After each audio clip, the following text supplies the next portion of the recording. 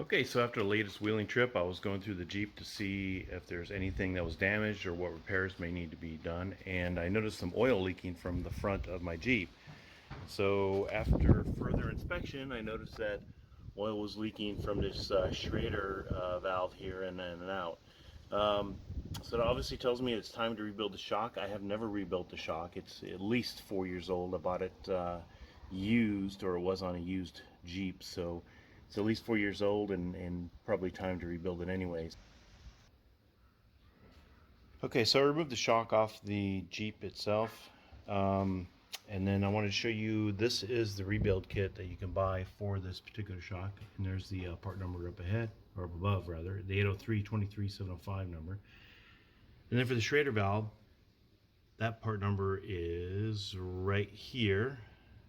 802-00002 KIT, shock brass 7. So that's the part that's going to replace this one here. As you can see, this part here is broken off in the past, and so we're going to put a new one on there shortly.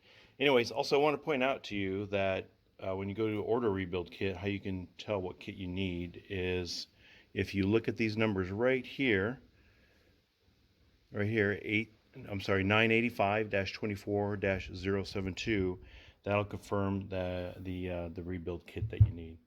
So we'll go ahead and get started on the rebuild. Okay, so the first thing you want to do when you go to rebuild the shock is to remove the pressure out of the Schrader valve. Now, as I mentioned earlier, this is broken off and it held pressure fine, but we are going to replace it with this new Schrader valve when we go to rebuild it. So I'll take my rusty wrench here and my channel locks and screw this. Yeah, see the O-ring there? Schrader valve. So see if any oil comes out. And there you go, there's some right there.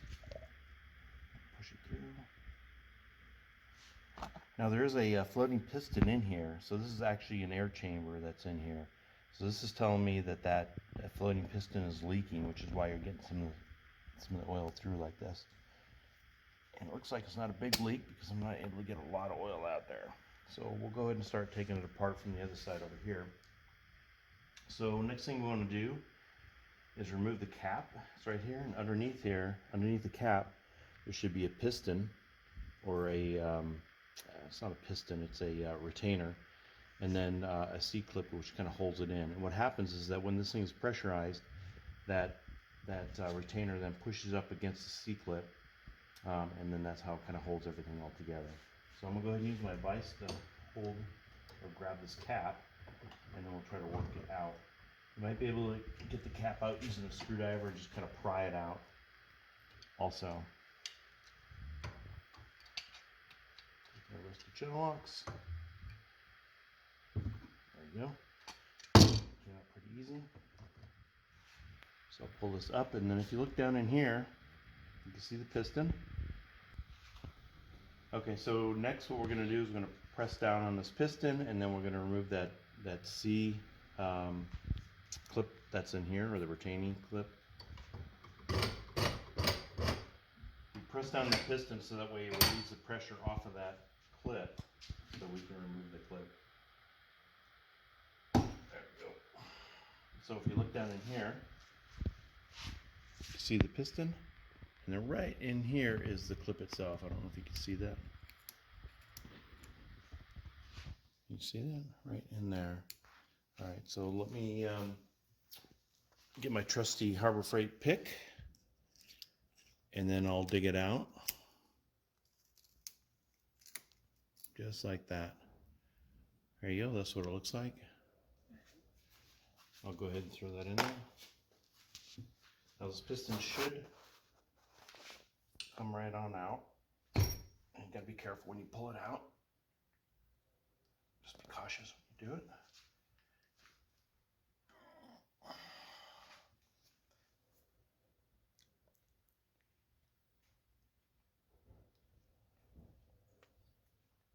Okay, make sure this is tight. Just like that. Go. So what we saw, that was the top of the piston there. You can see an O-ring seal here. And then here's another seal here. And this here is a shim stack. And then the clamp right here. And so this is what dampens your flow of the oil.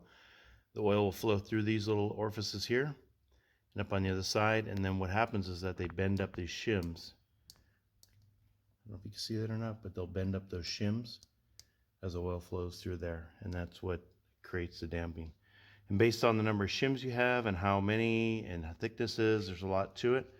It determines how fast it will resist the oil movement. So I'll go ahead and set that in here. And then now I've created this huge mess, I'll dump the oil in here. You see that oil is really dirty. So it's definitely time to rebuild it. By the way, this oil is a 5-weight oil that Fox uses. You can use any 5-weight oil, actually any suspension 5-weight oil. You can pick it up at a motorcycle store. Just keep in mind that not all 5 weights are equal, and so you got to kind of choose one that you like. It's going to be hard to choose if you don't have the experience, but any 5-weight oil should be fine. This is just a steering stabilizer, anyways. An alternative to 5-weight oil is automatic transmission fluid. That's considered to be a 7-weight oil, and so if you want a little bit thicker oil, you can use ATF fluid as your medium. Okay, so and when we rebuild this, we're going to replace all these seals that are around it and then also in it. In order to get to them, though, we have to remove all of these shims, which means removing this nut right here and pulling it all off. This is a seal right here that we're going to replace. Let's take this off, get out of their way. So we'll go ahead and do that next. This is a 3/4 millimeter, I'm sorry, a 3/4 inch nut? Yes, it is, okay. So just take that, and we'll just break it loose. There we go.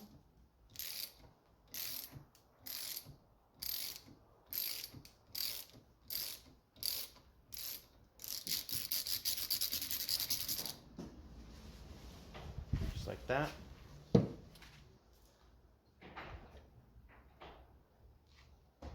We'll go ahead and take it off. It just kind of slides off. We'll make sure that we keep track of everything that's in order here so that we can put it back in the same exact order. Super important. So I'll put these shims out like this. And then this is the piston itself. And there's an O-ring around the piston. We'll replace that. Next we got this shim stack here. We'll set that down there. There we are. So here's a picture of everything laid out in order. So at the top we got the nut. Then we have these retaining washers here. The shim stack, just as I pulled it out. The piston. And then the shim stack here below, just as it came out. So it's all in order. Next we're going to go ahead and pull this off, and then we'll replace the seals in this. Easy enough, you can see.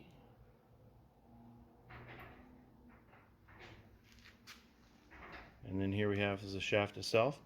You kind of want to feel the shaft for any nicks or any burrs, things like that that may get on the or may cut up the seal after you put it together. You don't want it to start leaking again, so just kind of check it out just to make sure it's good. This one feels pretty good. All right, so we'll go ahead and start taking this apart now. Okay, so now we're going to remove the seals from the seal hood, if you will. There's the seal right here, which we're going to remove, a little wiper seal. Then inside that is an O-ring seal, and then on the back side over here, this is like a guide or a slider. It has like a slippery surface on it, if you will, that kind of helps the piston to slide in and out. So we'll start with the top one here. Just kind of dig in. It's flexible, so you can kind of get in there with your pick, get underneath it, and just kind of pry it out like this. There you go. So that one's out. Then next we have an O-ring. It's in the center here. We'll go and pry that out, and there that is. So we have that out. Now next piece we want to pull out is this the sleeve, and then go from there. Okay, now that we have the two inner seals removed, we want to remove that the slider, or the sleeve if you will, here. Now this sleeve does not have, it looks like the sleeve might have been pressed in. There's no slot in it or anything, and I'll go ahead and show you what the replacement part looks like. Here it is. So in the replacement part, you can see that there's a slot here which allows some give, so it should make things easier for installation and future rebuilds. So what we're going to have to do is we're going to have to put this in a vise and use a screwdriver and kind of gently tap it out, and then we'll replace it. Now if you're putting this in the vise, because it's a seal head, you don't want to damage your seal head itself. That wouldn't be good. And so what we'll do is we'll go ahead and use these rubber pieces here to kind of help protect it. If you don't have those, you can use a rag or cloth or whatever it is that you want to do to kind of help protect the seal head when you tap it out. Now I'm going to use a screwdriver here, and the screwdriver itself should match up to the seal, or to that sleeve, as best as possible. And then you just kind of tap it. Oops. Kind of go around the edges and tap it. That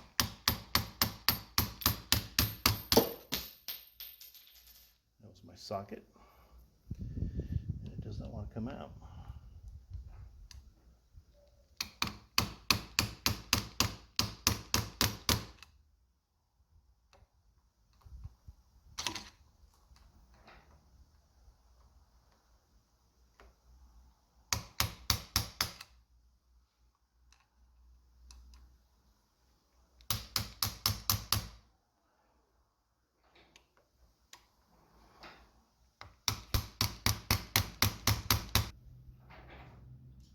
Okay, I couldn't get it to tap out. It's in there pretty tight. So I'm gonna go ahead and take a Dremel and see if I can loosen it up a little bit by kind of gently cutting into it, and then see if I can get it to come out.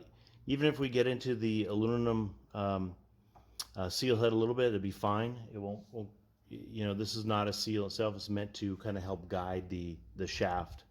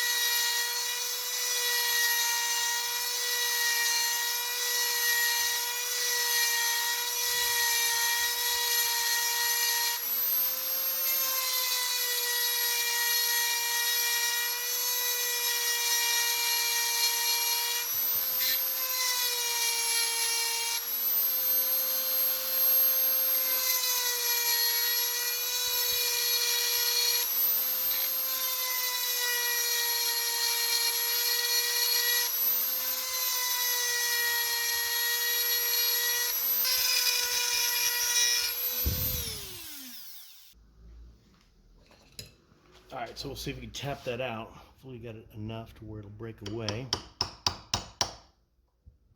Maybe not. Let's see. There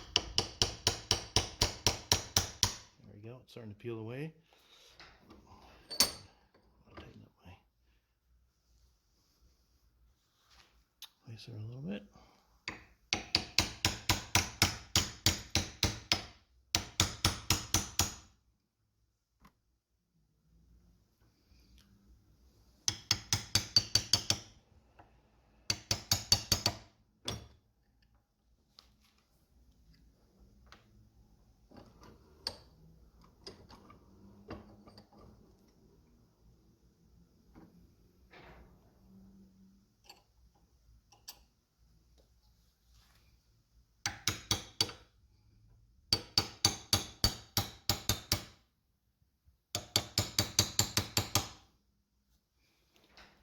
almost there. Come on, there we go. There we go. And there it is. Oh, looks like it did have a groove in it. Did not come out very easily though. There we go. So I'm going to clean up this a little bit here. It's been nicked. Alright, so I got my sandpaper. Gonna clean up that nick a little bit. Okay, so the seal head has been cleaned up. As you can see here, I sprayed it all down, cleaned it up real good. We do want to take this piece, or this O-ring out as well, since we're going to replace it. So I'll go ahead and pull that out while we're here. Ouch. Careful so you don't poke yourself. There it is, it's out. And I lay down my used parts to the right. So I didn't mention this earlier, but you want to take all your new parts and kind of lay them out to your left, and your new or your used parts or everything you've taken off to your right, and of course in order. Now the reason why you do this is that you make sure that everything's nice and clean, you get everything nice in order, and as you go along, you just go step by step. So with the old parts out, we can match them up to the new parts. So I see this part here. It looks like this fits, and yep, that's right. And then for this O-ring here, this O-ring seems to match. So I'll go and put that there. New part. Yeah, what am I? Oh, that's the old part. This is the new part. And then the O-ring itself, it looks like this is a match. So I'll put that there. All right, so I think the first thing we want to do is go ahead and slide the O-rings in and the seal head in, and then we'll tap in the sleeve last. Now when we assemble these things, we want to lubricate it up, so you want to use your fluid they can use. I happen to have some leftover Honda suspension fluid. This is a 5-weight fluid, as you can see here. So I'll go ahead and use that since I have it. If I decide, or if the results aren't as desirable as I like, I can always pull it apart and then refill it with oil again. Either a heavier weight or lighter weight, whatever I want to do. So I'll go ahead and pour some of this in a cap. There we have it. Set it down there, that's good enough. You want to have clean hands. My hands are kind of dirty, so I'll wipe them down. There we go. All right. So we'll start out with this part here.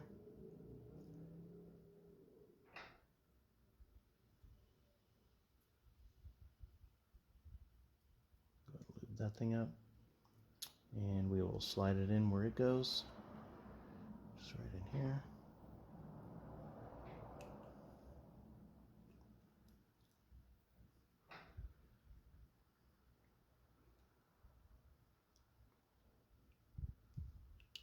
Just like that. There it is. Fits in there good. And then next we have the new O-ring. Oh, okay, I wasn't sure if I mixed them up or not. Next we get a ring here. We'll go ahead and slide that in.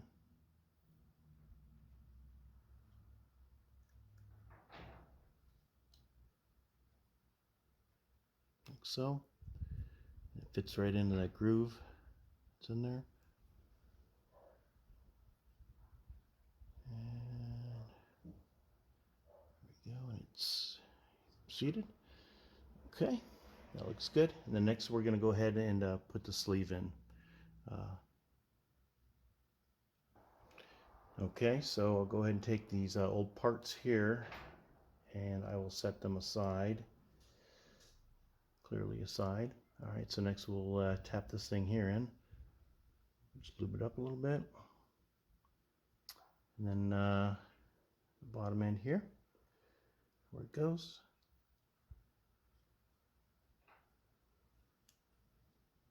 All right, so I'm gonna have to put this in the vise and tap it in a little bit evenly.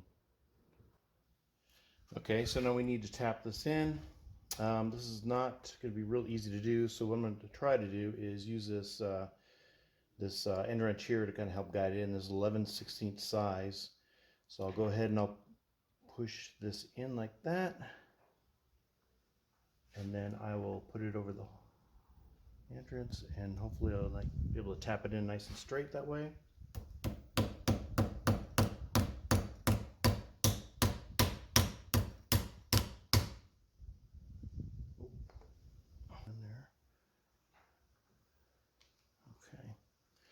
think I'm gonna try something different.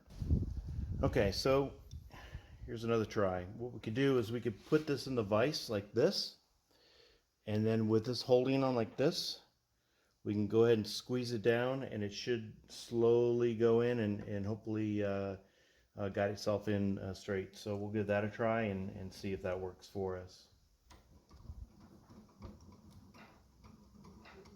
Tighten that down.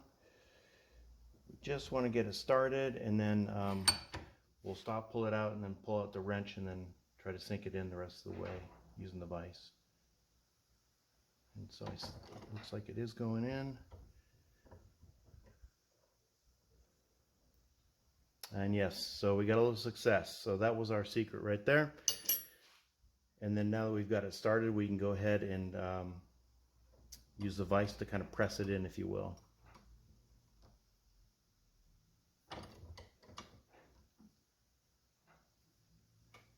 And it certainly is going in a little tight.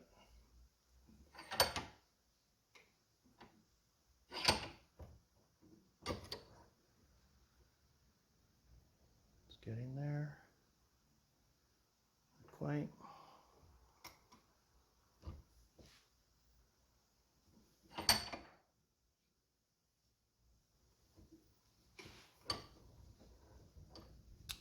Almost there, just a hair more.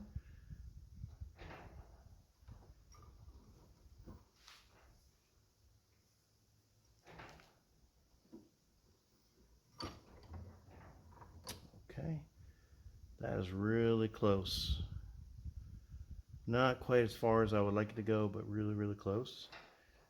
So I'm going to go ahead and I'm going to get something to kind of feel this area here, and then that way you can push up against it without this rubber piece here kind of fighting us when we compress it.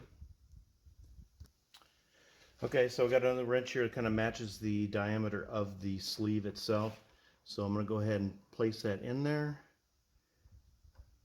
And it's a little touchy.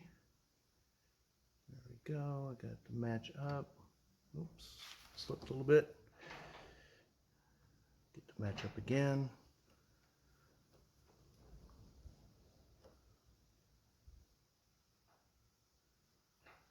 Actually, I need to go out. Right there.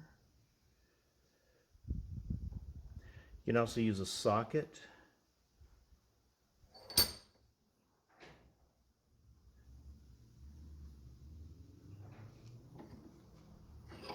Looks like it went in just a hair, and yeah, that's it. I think we're there. So there we are, pretty flush. Looks like it's all the way in. Everything looks pretty good. All right, so we'll go ahead and lube up our outer O-ring here. We'll install that. And our seal head should be complete, ready for installation. There we go. A completed seal head. This piece here is just a rubber bumper. I'm not going to bother pulling it out and replacing it. Probably more work than what it's worth. This is a replacement part. It's just a bumper is all it is. All right, with the seal head complete, we're going to go ahead and clean everything up, get ready for reassembling. Oops, goes that way. Make sure we go in the right order. I don't want to take these apart and anything. I just want to kind of clean them up.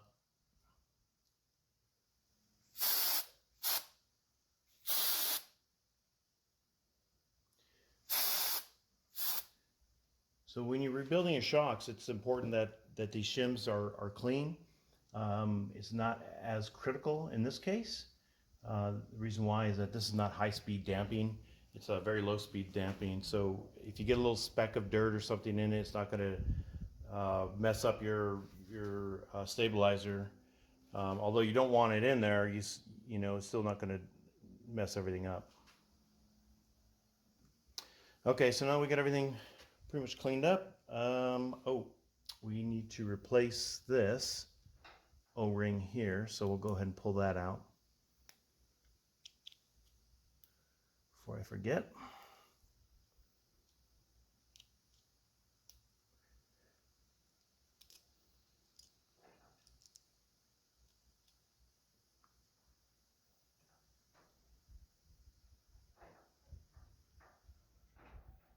Yep, okay. And let's see, I believe it was this one here. It looks right. Okay, put that one there. Lube this one up, some fresh fluid.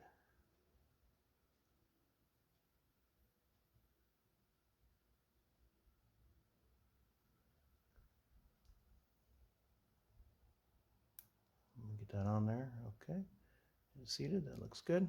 Okay. Okay, we're ready to install the seal head and then also the valving.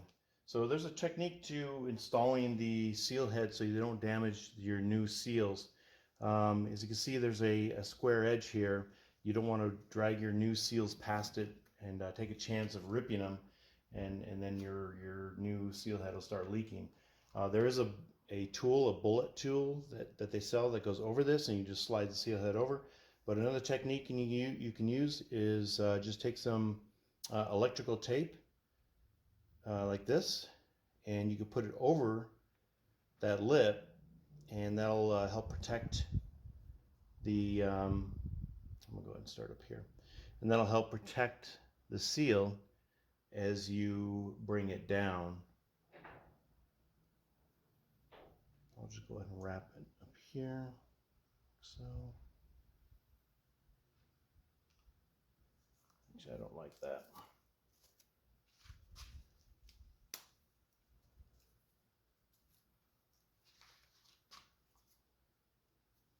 I get oil all over my hands, and so this thing does not want to cooperate.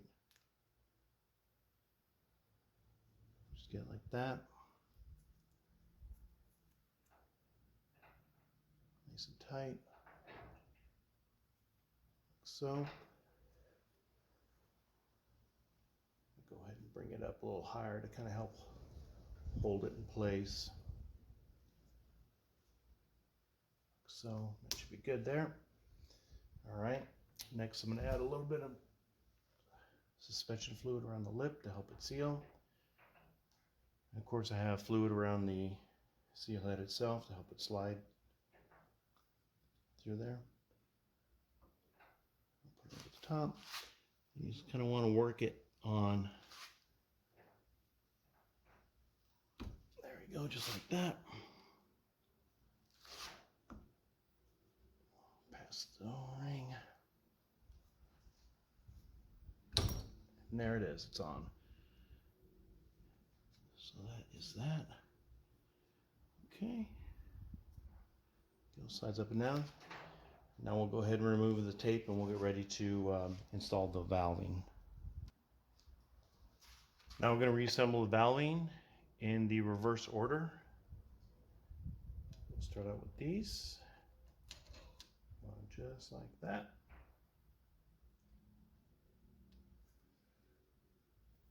We got the piston.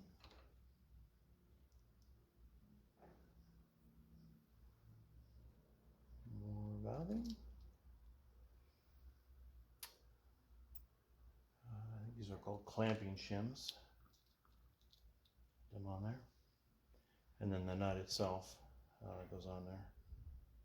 This looks a little dirty, so I'm going to clean it up. This nut.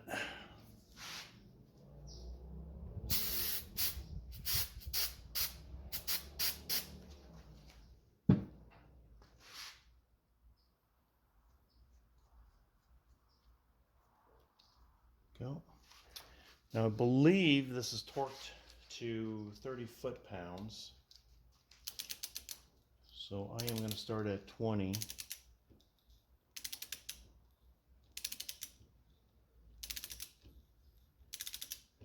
See how that feels, and then I'll go up from there to 30. So that's 20 foot-pounds there.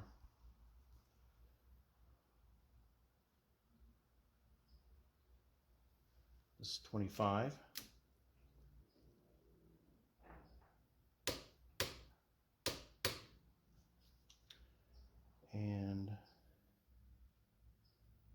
30.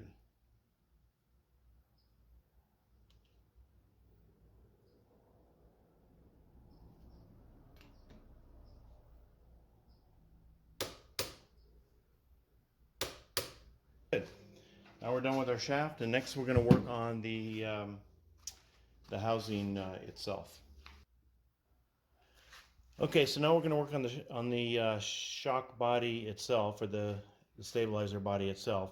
And so within the stabilizer body, there is a floating piston. Let me see if I could get it there for you in Q. It's right down in there. And so we got to replace those seals that are in that floating piston. That piston's designed to separate the oil, which is on this half of the shock, from the nitrogen, which is going to be on this half of the shock. And you're probably wondering how you're going to get that piston out of there when there's no way to push it out. Well, what we're going to end up doing is we're going to install the Schrader valve here, and we're going to use compressed air, and we're going to go ahead and try to push it out this end, and then we'll reinstall it that way. Okay, so I got the Schrader valve. I cleaned up the area a little bit.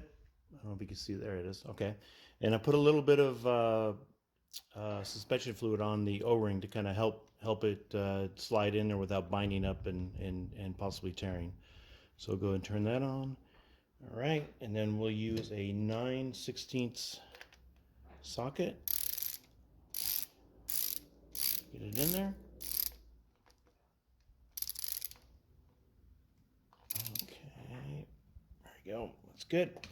All right, so I'm gonna go ahead and take it to my compressor and see if we can blow out that piston. Okay, we were able to get the piston out, and just like I said earlier, we just went ahead and added some pressure in here, and it then forced the other way, and then it forced the piston up and out. Now, word of caution, you got to be thinking about safety when you do this. Make sure you got your safety glasses on, and when you apply the pressure, it's going to move the piston down, but then when it gets to the end, it'll catch on this lip. I'm not sure if you can see this lip here or not, but it'll catch on that lip, and it'll want to hold there for a second before coming out. So what you could do at that point is you can release the pressure in here, and then maybe use your needle pliers and kind of pull it out. Make sure you do not point this to yourself or anything except down when it's pressurized, because if it does pop, it will cause some damage. So you got to be very, very careful of that. So you got to be very, very careful. All right, so now that we got that out, we're going to go ahead and clean this up, and we're going to replace the O-ring on this.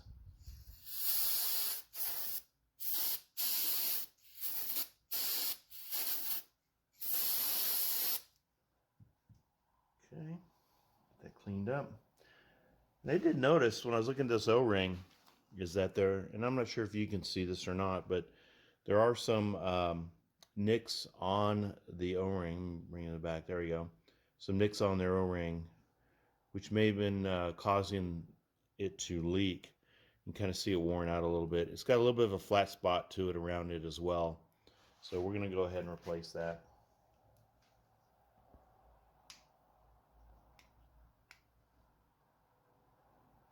Using our pick again to pull it out.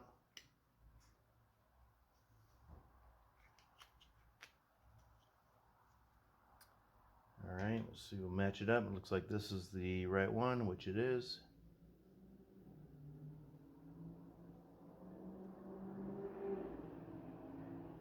Put a little lube on it.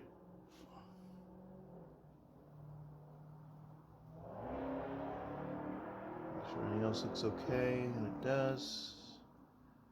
All right, so we're going to put that O-ring around it, that seal. There we go. And that's that. Okay, so now that we're ready to reassemble everything, we'll go ahead and just do a quick little cleanup.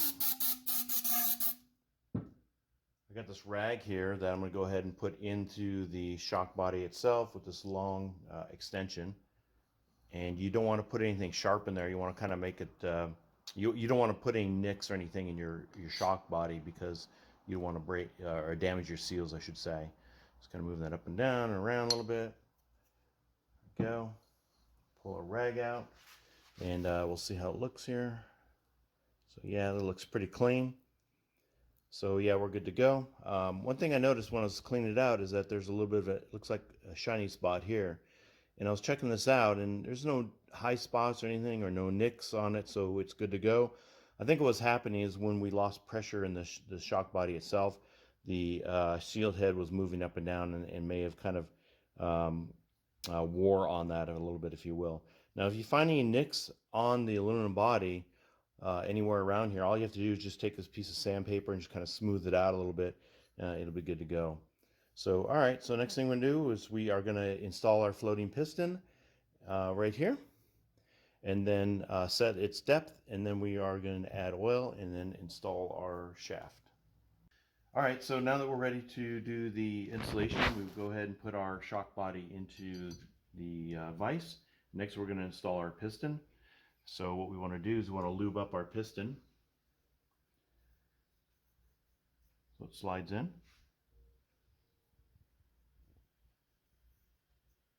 And then we'll put a little bit of lube around our shock body as well, kind of help with that.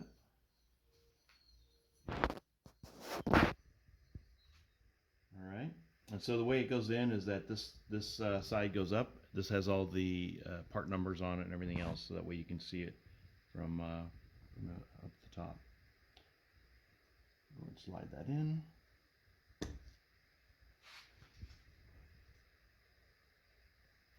There we go. Okay, perfect. All right, and so the depth we want to set it to is 7.9 inches. So we want to go to roughly about that deep with it. So what I'll do is I'll take this extension here and I'll go ahead and I'll push it down. Oh, you know what? Something I forgot to do. We want to release the pressure in this Schrader valve so that way the piston will go down, and I didn't do that. So what I'm going to do is I'm going to go ahead and stop the video for a second. Okay, so I got my Schrader tool here. I'm going to go ahead and remove the valving out of it. That way we don't have a buildup of pressure in it and can push down the piston to the appropriate depth. Just like that. You can also just take it out completely if you wanted to, if you don't have a Schrader valve tool. I'll just set that down. Okay, I'll put it back. And back to pushing in our piston. We'll just go ahead and tap it in.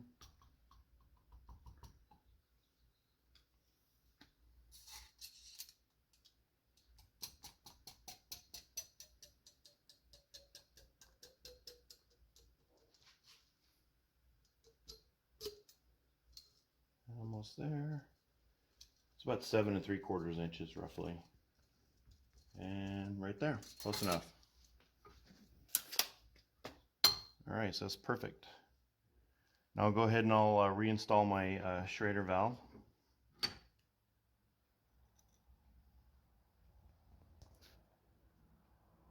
It'll kind of help hold it in place.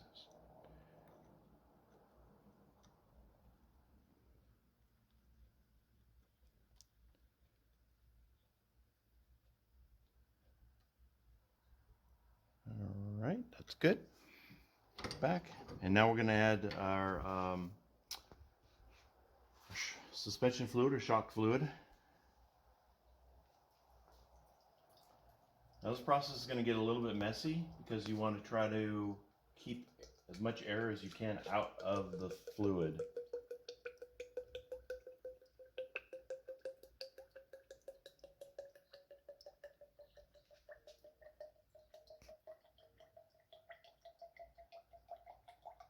So what we want to do is fill it up as hot, as full as it'll go, and then as we put in our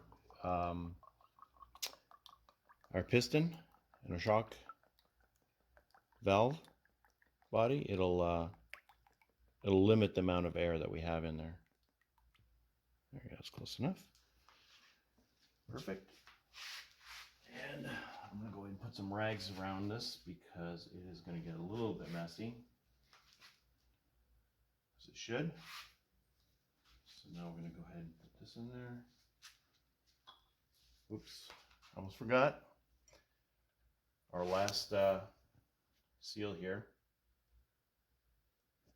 Got to wrap it around. this, and then try to feed it in there.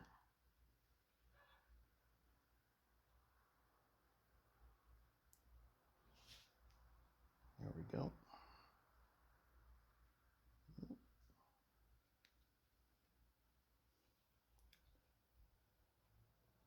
There we go. All right. So slowly feed it in there. As you can see, you get some oil just kind of squirt out. And some oil is going to come out as the volume is displaced by the shaft and the valving and everything else.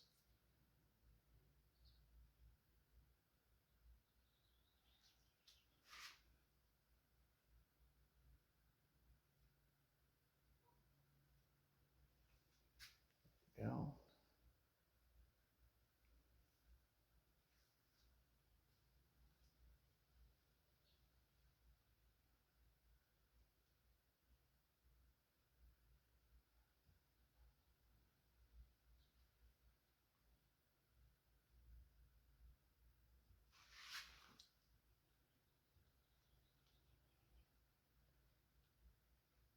All right, I'm gonna go ahead and pause the video while I go through this process.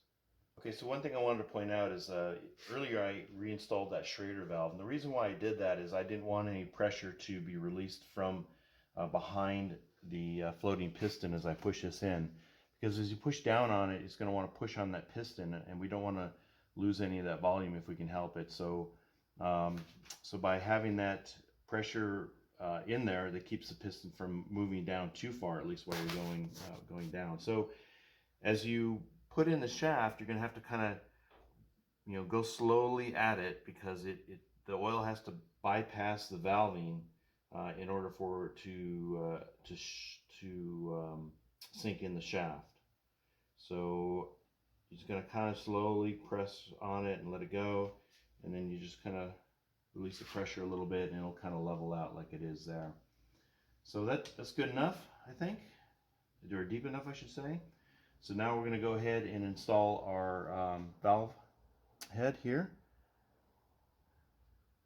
Oop, and again, a little bit messy, and you can see we got oil all the way up to the top, which is what we want, because we want to minimize the amount of air that is in that oil as much as possible. Go.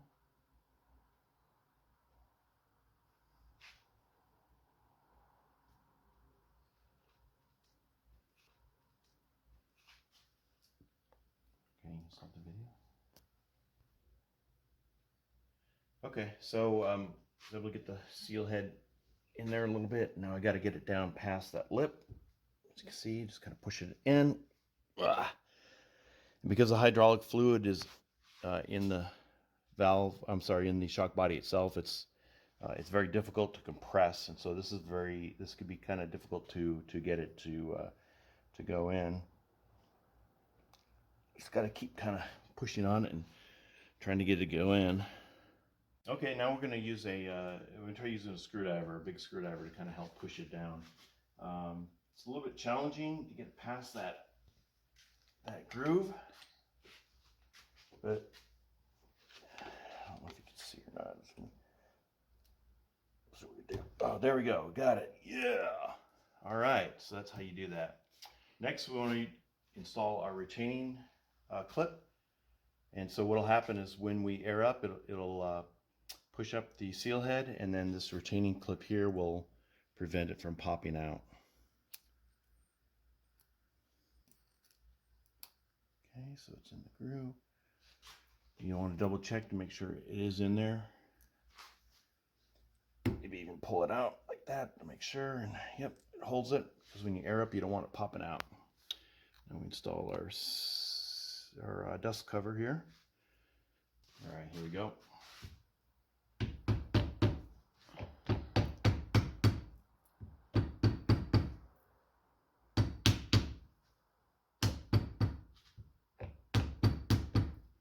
All right, and there we go. It's on, ready to go.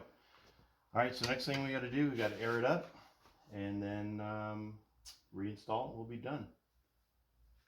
Alright, so now that we got a shock completely rebuilt, we want to add the nitrogen as I previously mentioned. Now, the reason why I use nitrogen is because it doesn't contain any moisture in it, unlike air. So if you don't have access to nitrogen, you can actually use air in here.